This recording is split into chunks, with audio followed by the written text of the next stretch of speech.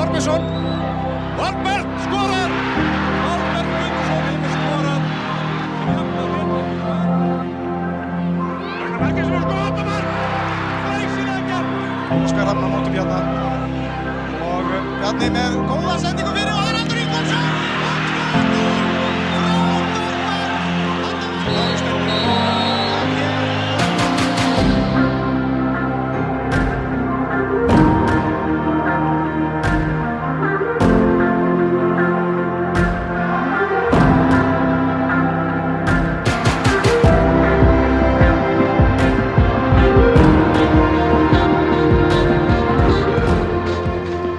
Welcome to another edition of the Best of Pod Ever. We are 4 weeks into the split of the season. That means there's one round left. And after this week, pretty much everything's been settled. Well, at least in the top half anyways. There's still quite a lot of business going on in the relegation group in the league. So that makes things very exciting, and there's lots to look forward to as we move into this last match day. But we are going to talk about match day 26. And as ever, Trygvi's here. Trygvi, how are you? Hey, Joe. I'm doing good. How are you? Yeah, good. The leaves are changing color, and it's crispy, cool mornings and hot afternoons here. So fall has arrived. Yeah, I woke up this week and it's been so dark. Like, I know this is very boring. You know, like it's dark in the winter, but yeah, it hits you every time. Like, we wake up one morning and it's just like, yeah, oh, Jesus. Seriously, that is literally how it works. Like, so I not to go too far off topic, but I bike ride, and when I ride, it's usually in the mornings before work, and so all through the summer it's like light, because the sun's up already when I go for my ride. But now it's pitch dark. So, and it happens over like the course of a week. So it's so crazy how it just feels like instant. But anyways, all right, let's dive in. We've got some fun things to talk about, and gosh, we love this league. It's so much fun. It's so much fun. And by the way, thank you everybody who has taken the time to follow us on our social media the last week or so. We've definitely noticed it, and I think we've put out some pretty good content. It's definitely gotten a lot of views. So thanks everybody who's watched that and liked it and shared it and done all your stuff. It's awesome. So we appreciate that. All right. So in the championship group, Kaur hosted Breidablik, and Kaur, with 2 goals in stoppage time of the second half, run out 4-3 winners in what was Runar's last game at home for in front of the Kaur fans. That was a really, really fun game. I enjoyed kind of tuning into that one, and I'm sure you did as well. Yeah, definitely did. I have to admit, like, my brain sort of turned off a little bit when they went 2-0 up. But I'm like, yeah, I mean, I should have known. We don't give up, especially not in this sort of game. Yes, 2 goals from Benani again. He can't stop. So it's fun to see. And then I guess it got ruled as an own goal, but Luke Ray's winner, I thought it was his goal, but I guess it got ruled as an own goal from one of the Breidablik players. So he doesn't get credit for it, but he basically did all the work, and so that was pretty cool. That was fun to see all the kids that he coaches rush out the field, and they're all chanting Luke, Luke, Luke. So that was cool.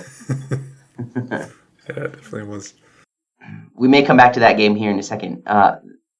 Valor hosted FAO. This ends 4-1 in favor of Valor.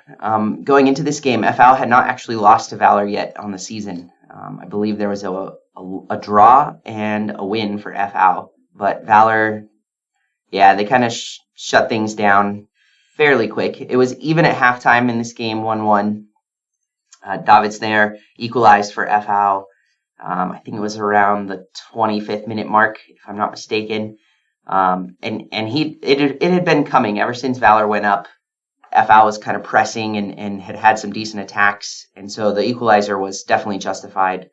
But second half, Valor came out and really just put the sword to them, and it ends 4-1, and that ends FA's hopes for Europe. It's done and dusted. Our 4 European teams are going to be Vikinger, Breidablik, Valor, and Stjarnan. And so Stjarnan sealed their fate by beating Vikinger, which was another crazy game, but lots of fun as well. So Stjarnan hosted Vikinger at home. They ended up winning 3-1. And, I mean, man of the hour, Egert Aaron, again, just, he can't be stopped. He just can't be stopped. No, it doesn't seem like it. Like Arne Gunnlaugs, the Vikinger manager, in the post-game interview, he was asked about Eggert Aron and what he should do, what Eggert should do. He talked a bit about how he's in a good place, and I'm sure he's ready to move on. He's done well with the U19, and you've no idea how high this level is. But then he finished off the interview very much with tongue-in-cheek when he said that, I hope that he leaves so we don't have to deal with him again next year. And I think a lot of a lot of the other teams feel like that. Another year of him, especially if a year older, and he's been a bit injured. I think in the middle of the season, you could see he wasn't playing 90 minutes. He kept being, taken off or substituted on. So if he can take another full season in the Bessatilden and be fully fit, I don't even know. Yeah, I don't even know how that would work. Jökull, in the post-game interview, there was an interview with him as well, and he said it was sort of in relation to the coward job. I think they had to ask him. The interviewer had sort of asked, the coward job is free, any comments? And very quickly Jökull shut that down, which I think most people expected. It's why would he leave Stjarnan right now? And he said that they talked in the changing room that this was an adventure that had just started. So, which I think most people took to mean that Jökull is staying, but does that also mean Eggert is staying? That could be a hell of an adventure.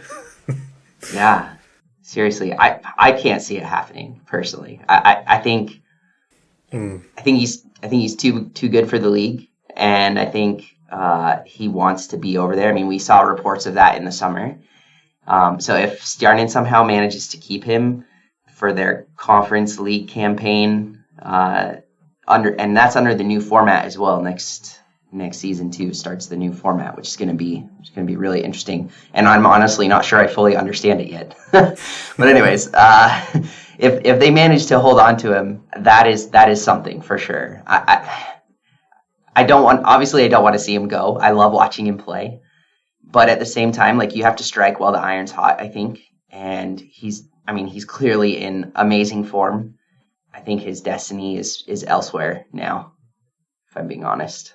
Yeah, I would agree. I think it's also good for him to take the next step. And footballing careers are very unpredictable. You never know if there's an injury or something like that could cut stuff short. So you should grab your chance while you can. But it's obviously hard. He's just a kid, so it's hard for him to leave a team like this that's going well, and his friends and his family. So we'll see. But yeah, I would expect him to leave as well. A few other little notes, I guess, that caught my eye. In the Valor game, Valor had 4 different scores, so that I thought was interesting.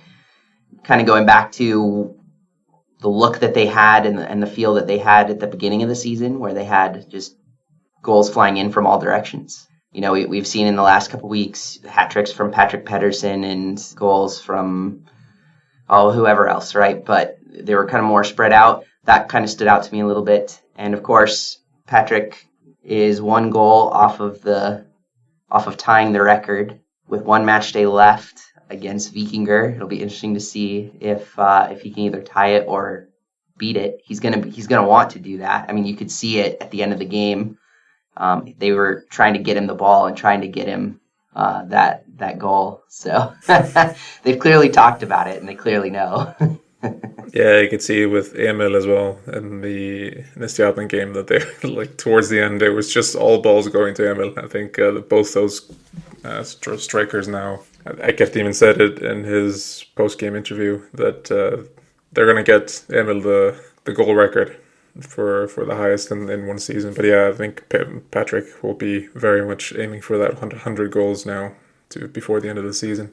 And yeah, Valor is firing on all cylinders, and like we've spoken about before, it's not a terrible season. They're clearly second. I mean, the second place has not been under threat for a while now since Breiðablik fell off. But yeah, they weren't able to challenge Vikingur really in any way, shape, or form. If that happens again next season, then heads will start rolling, I think, because this is a team that should be doing much, much better than this. Do you have any additional thoughts on the Cowher game?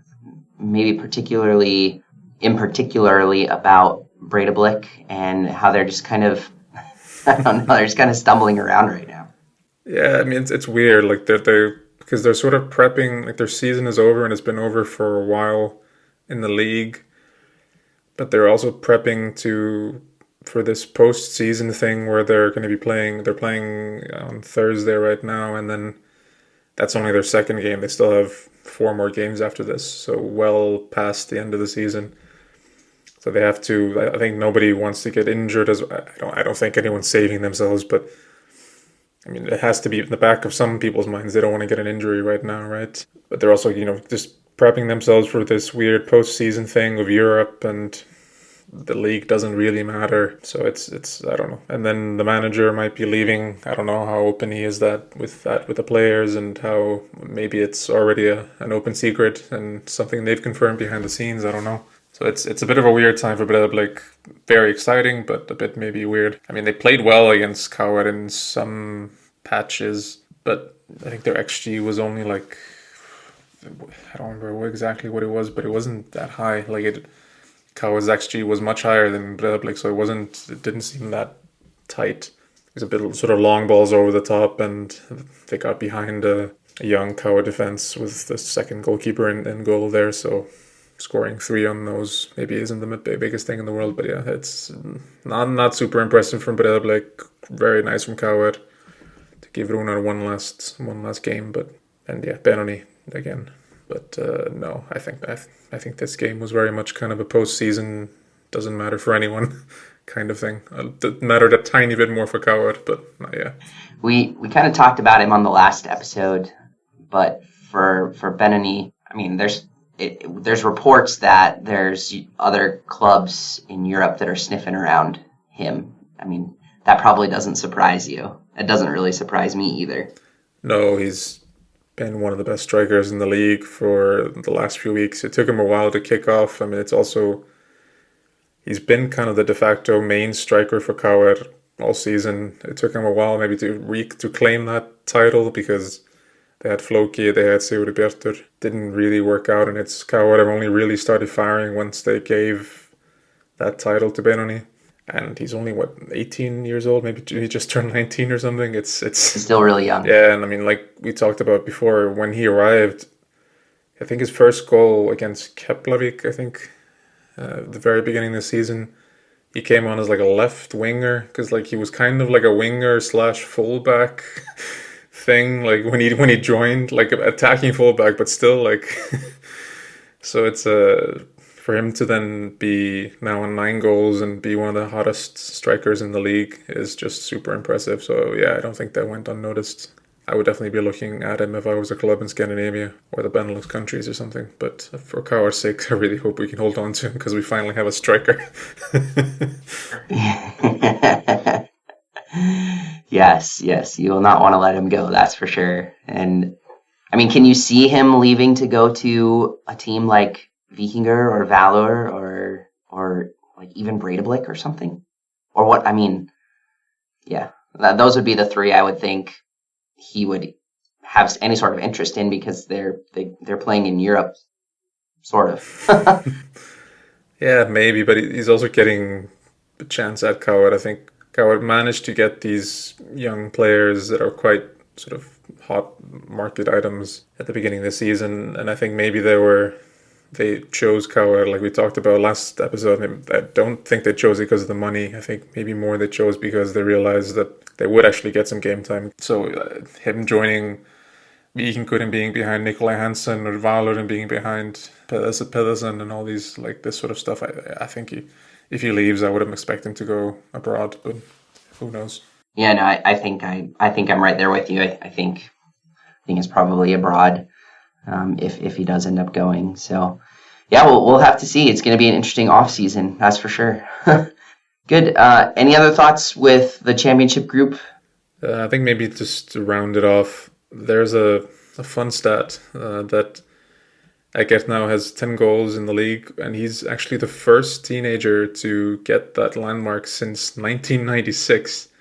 Yeah. And which is a long time, because also considering the amount of young players in this league, but I guess they leave pretty quickly, so maybe they don't get a full season where they can score these sort of goals.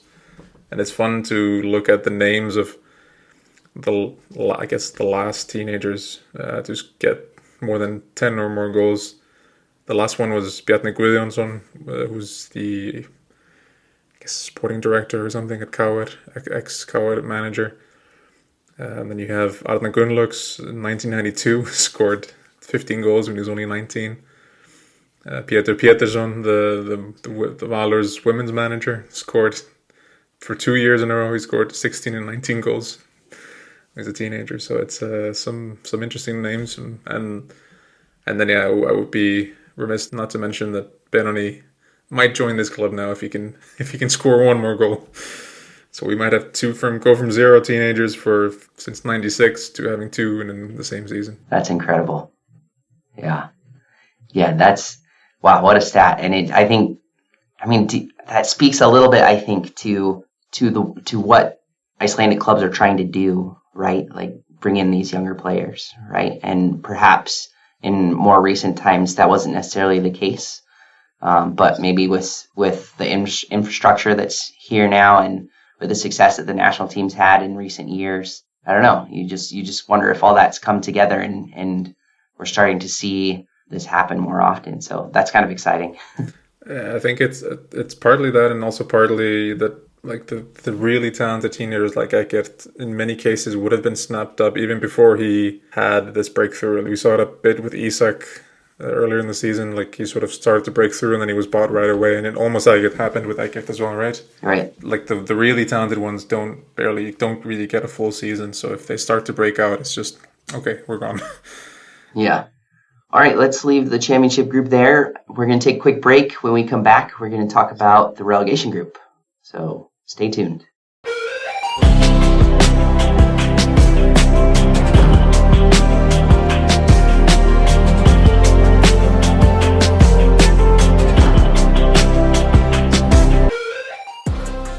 All right, welcome back. We're going to move on to the relegation group now. This is what is really left to play for in the league. So some really exciting things coming in the next, well, on Saturday, actually. That's the final match day, so it all comes down to this.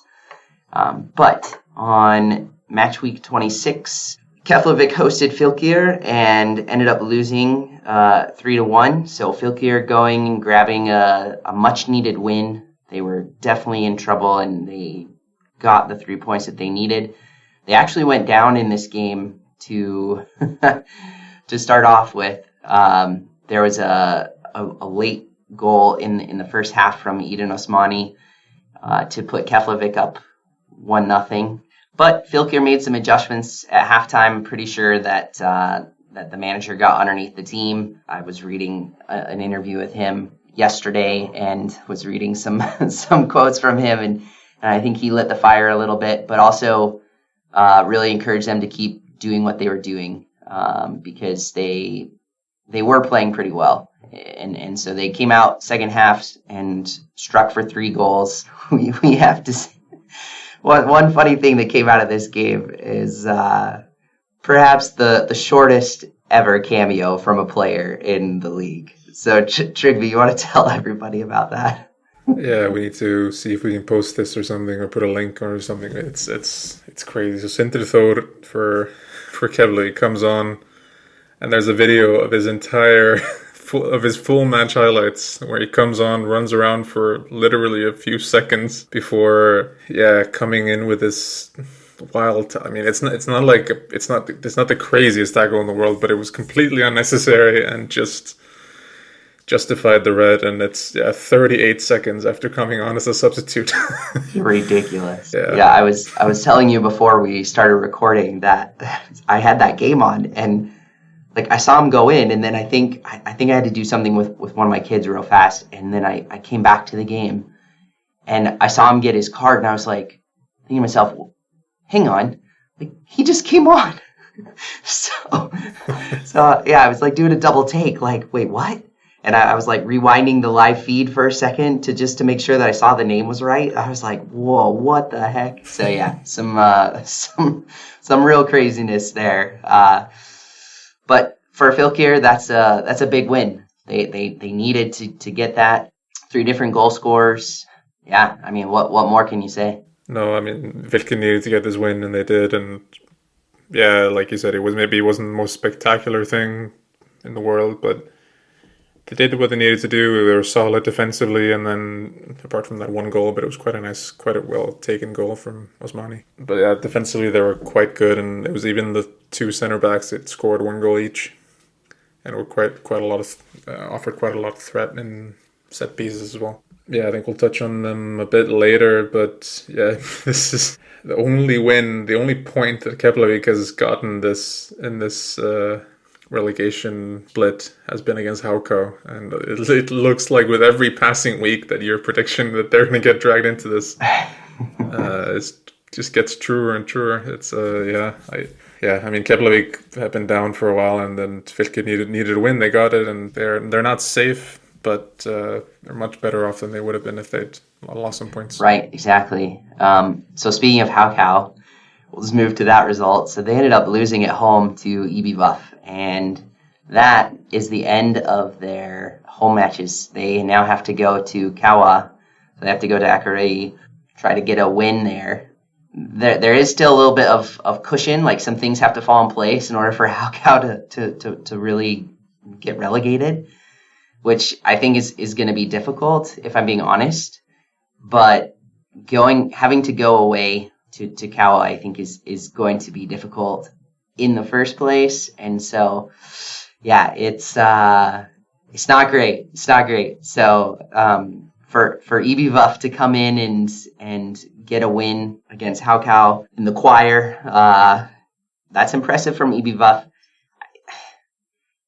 You still worry though about how this is all really going to shake out. No, for sure. I mean, EBVUF are not safe at all. They're still 2 points from Fylkir and 3 points from Haukau. And yeah, for Haukau to get dragged into this, not only does EBVUF need to beat Keflavik, which, I mean, again, if they don't do that, I don't think they deserve to be in this discussion of being safe from relegation. And then Fylkir needs to get something from their game with Fram, and Haukau needs to lose against Kawa. But not only that, there's a 6-goal difference in the goal difference between Haukau and EBVUF, so there needs to be a 6-goal swing combined between those 2 games. I mean, it's not crazy. I mean, if EBVUF win their game 2-3-0, Kawa win their game 3-0, and Fram and Fylkir do a 0-0 draw, it's Haukau are down, which is insane. It is really, because given just the way that they started the season and the way that they were kind of moving along in the middle, I guess it was kind of around the middle and end of the league that you saw them start to really like dovetail. But I felt like they were still capable of putting together results, and now I'm just like what is going on? They're like in free fall. I'm still a little worried about them, and I think they should be worried as well. But I mean, if they can somehow hold out for a point, even that would do. Yeah, I mean, they shouldn't go down. Like, I mean, I described that scenario, but at the same time, like Ragnar said on our last pod, EBVUF have 30 goals from 26 games. For them to score 3 or 4 goals all of a sudden out of nowhere would be quite the turnaround. Yeah. Like they haven't done that all season, and then Kawa could easily beat Haukau. Kawa have been by far the best team in this bottom half. They couldn't quite handle Fram, but I mean, no, Haukau shouldn't get that. They shouldn't get relegated. No. So speaking of Fram, they rolled out 1-0 winners over Kawa. They hosted Kawa at home. that's a big win. They needed that. I think both of us were a little nervous about how Fram was going to perform in this game because Kawa had been flying so high so far in since the break. Yeah, it was our guy Thengel Orson again pops up with a goal, a vital goal that would stand as the winner in this game, and Fram gets the 3 points and put themselves in a little bit of a more comfortable position. No, I was really impressed with Fram this game. It's exactly what they should have been doing all these 5 games. I think if they play like this, they would have been safe a while ago. I mean, they weren't the most like clinical or anything like that. They won 1-0, but yeah, they played. I think they fought really well. The Thinkit, like you said, has come in and done really well. I think he had like 2 minutes or something of game time this season before he got selected to start just a few weeks ago, and now he's a hero of Salamiri. And then this game I was really impressed with Thiago and Fred for different reasons. Thiago's gotten a lot of praise for this game, for the chances he created. I mean, he sort of created the goal. It was a very nice cross, and he did a lot of crosses and created a lot of chances. And then Fred, in his own words, after I messaged him in his game, he was playing a Casemiro role. I mean, not quite, but I actually compared I took a look at his stats, and he had a better defensive showing than their defensive midfielder. Like, he won more duels and made more interceptions. So almost every time I saw him when he wasn't pinging passes around, he was chasing the Kawa wingers down and tackling them. So I was really impressed. And then we have to mention Viktor Bjarki, who's 15 years old, who came on with didn't come on with 2 minutes ago. He came on with a half an hour to go in a game like this, and he almost scored like 3 times. It's really impressive. I was reading that someone's description of Ragnar Sigurdsson's style as a manager is very much how he played as a player. It's just like completely cool as ice, just saying, okay, let's see how this goes. Let's put on a 15-year-old in a relegation 6-pointer. That's exactly the sort of gumption, if you will, that Fram needed. And yeah, it worked. I was really impressed. Yeah, that's pretty amazing. And what a time to come on, like in a huge game like that, and you're 15 years old. That's pretty crazy. Just looking ahead a little bit to this weekend then. So EBVF host Keflavik. That's going to be really interesting because EBVF A is a tough place to go, and Keflavik are already down, so they lack a lot of motivation, I think. And EBVF are going to be motivated to get something from this game. Fylkir host Fram. That for me is probably the tie of the round this time. I mean, it's tough, but both those teams, like, it's just not easy. Like a draw suits one, but not necessarily the other. And yeah, there could be a lot of energy and a lot of emotion in that game. So that's going to be really interesting. And then Kawa host Haukau, and we've kind of already talked about that one. So out of those 3 games, Trygve, what one are you most interested in? Fram Fylkir will be quite interesting. I think depending on the EBVF game, Fylkir might be just okay with a draw, because for EBVF to catch them, like I said, they'd have to score 3 goals to just tie them on goal difference. Keflavik aren't good, and they've conceded so many goals, almost 2 goals a game this season, but EBVF all of a sudden to find their goal scoring form and score 3 or 4 goals in one game. Yeah, I'm not sure I see it, so maybe I could see Fram Fylkir just being a 0-0 draw. I could see that as well. And then Fylkir panicking once EBVF is 2-0 up or something with 10 minutes to go. Yeah, exactly. It's going to be good. All those games kick off at 10 o'clock, my time, 1400 Iceland time. And so that's, 1600 your time? Yeah, it's going to be good. So here we go. We'll have to see who survives. So when we come back, we're actually going to talk about who is coming up. The playoff was finished, and I think Trygve's going to like the result. We'll talk about it. We'll be right back.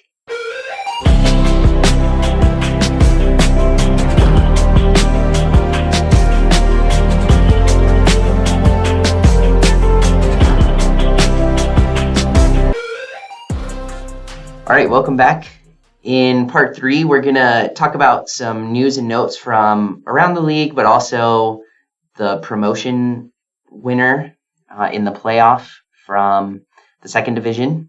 So it was a pretty close game. It ended going into extra time to decide who was going to come up, and it ends up being Vestry. So Trygve, how are you feeling about that? Yeah, I'm definitely happy about that. Like I've said in previous pods, they're from Isafjordur, which is where my dad's family's from, where I've spent a lot of time as a child and in the last few years. So definitely happy, and it's also just even as just a neutral football fan, it's always nice to see clubs from outside the capital region be in the Bessadeildin, because doesn't happen that often. Definitely not from the Westfjords. There's not that many towns up there big enough to have clubs competing there. So the Westfjords and the east side are two areas that are usually not represented that well in the Bessadeildin. So any chance to see them up is definitely welcome. Yeah, I mean, Afturhalding has had a pretty good season. They ended second in the league overall, and they'll definitely feel a bit disappointed that they didn't get promoted in previous years. Obviously, they would have. This is the first time they do this playoff. They also have themselves to blame a bit. They had 3 losses in the last 4 games, and they finished 6 points behind Ia. They'll be disappointed to have not held on to that first place that they were on for so long. But yeah, no, it's good. It's good, exciting, and then we'll see see what sort of team Vestri is when they come up next season. If they go straight back down or not. Their chairman, he said they're not here to make up the numbers. They've been linked to Valur striker Andri Rúnar, who was, maybe people don't remember because he's not had the best second half of the season. But he's quite a goal scorer in the Icelandic leagues, and at 33, maybe he feels like a trip back home because he's from Ísafjörður. Well, yeah, I'm looking forward to seeing what they can bring to the league, and I think it's positive that they don't want to be there to make up the numbers. I think that's good. I like that. So he's saying the right things, at least. We'll have to see what's the saying, put his money where his mouth is or whatever. Cool. Well, congratulations, Vestry. Welcome to the league. And we're looking forward to seeing what you can do. One thing I did notice when I was looking at lineups for both of those teams, actually, and even for Vestry, one thing that stood out to me was the number of foreign players on their team. There was quite a few, more than you usually see in any of the other teams that are in the league right now, I feel like. Yeah, it's definitely true for teams in the, I guess, countryside, if you want to call it that. In the lower leagues, they usually do rely quite a lot on foreigners, so it's not that surprising. And we'll see how many of them stay for the Bessadeildin, and if we can get some nice surprises, some new names that we can get to know. Well, we hinted at it a little earlier in the show, but there's a lot of manager talk and who's going where, and it's already started, and the season isn't officially over yet. News broke, I think it was the day after we recorded our last episode, that Oscar has been linked to Haugesund in Norway, and so he is talking to them. We know that, and it looks like he's about to travel over to meet with them. They've struggled a bit this season, Haugesund. So I would assume that this is to come in and take over for the rest of the season. I don't actually know. Maybe you know. I don't know. No, there's not been anything on the timing. So I think the plan is for Oscar to go to Norway on Monday to speak with representatives of the club and then see how it is. And then I don't know about the timing, but there is talk that Coward will be putting a lot of effort to keep him in Iceland, which would be quite the story if Coward can actually get Oscar. I don't know. I don't have a lot of faith in this story. I mean, he said something in the interview after the game that he's a fan of Coward and he would love to take over the job, but I don't know. I think that might just be something he said. I think at this point it's he's coaching the the champions from last year. He's in the Europa Conference League. He's getting interest from teams abroad. I think it would be quite the move to go to Cowett.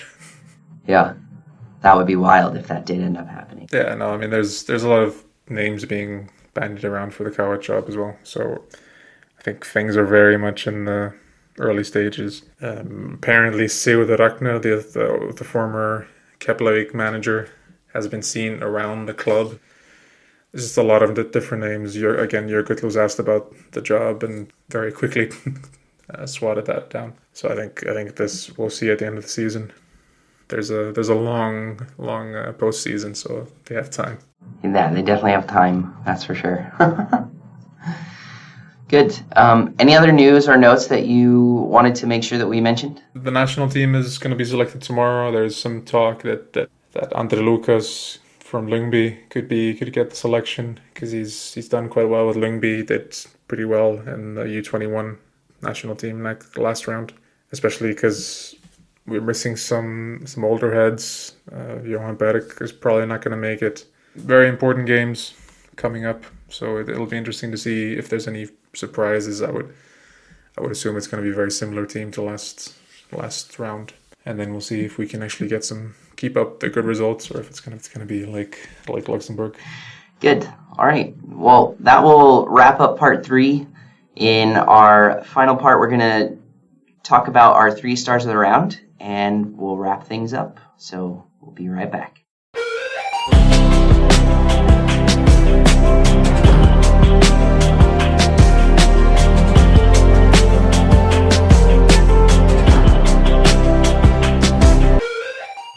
Okay, in this section, we're going to talk about, as is customary, our 3 stars of the round. Again, they tend to pick themselves. And again, you've got some familiar names in here. Our first star is going to go to either Aaron. Good performance from him. He was the one that popped up with the goal for EB Vuff that would serve to be the winner, to grab 3 massive points and keep EB Vuff in the picture. So he is up for it this week as our first star. Yeah, and he also had a insane goal line clearance at the very last second. I think Haukau had a free kick, and then he sort of just had a premonition. So he just at the very last second he ran back to the back post and just straight in front of the incoming free kick. And sometimes football is just about scoring and preventing goals, and he did both. So I think it's, along with a very solid performance, I think he very much deserves this star. Yeah, absolutely.